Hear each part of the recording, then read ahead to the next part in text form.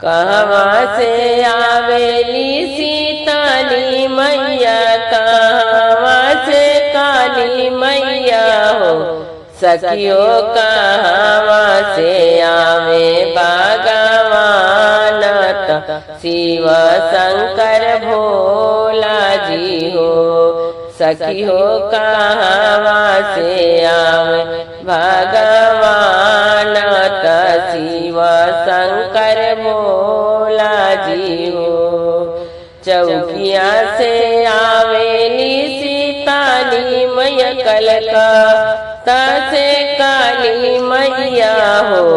सखी हो अवध से आए श्री राम, पर्वत शिव शंकर जी हो। सखी हो अवध से आए श्री राम, पर्वत शिव शंकर जी हो। काती चढ़ी आवेली सीताली मैया, काती चढ़ी काली मैया हो। सखी हो काती चढ़ी आवे भगवान, शिव शंकर भोला जी हो। सखी हो काती चढ़ी आवे भगवान, शिव शंकर भोला जी हो। गदिया सवार सीताली मैया, हाथी चढ़ी काली मैया हो।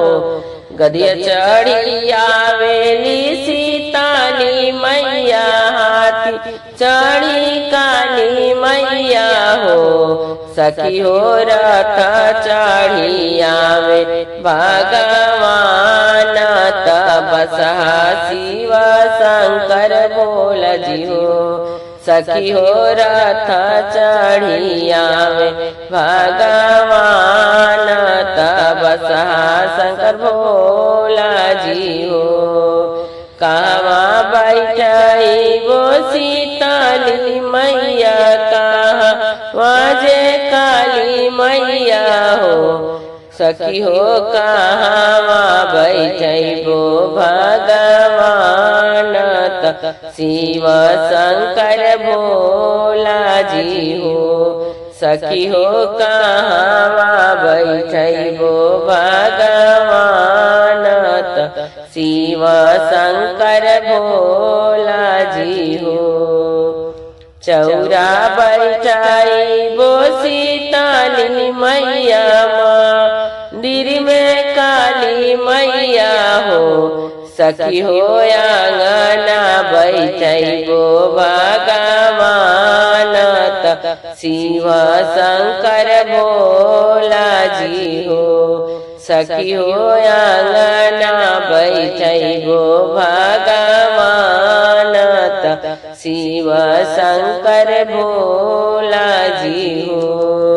काई खियाइबो सीताली मैया, काई जे काली मैया हो। सखी हो काई खियाइबो भगवान, शिव शंकर भोला जी हो।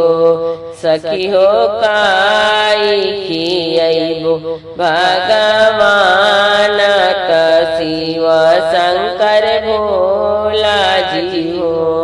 हलवा और पूड़ी सीताली मैया, जे काली मैया हो। सखी हो छप्पन भोग खियाइबो भगवान, भांग बेला भोला जी हो। सखी हो छप्पन भोग खियाइबो भगवान, भांग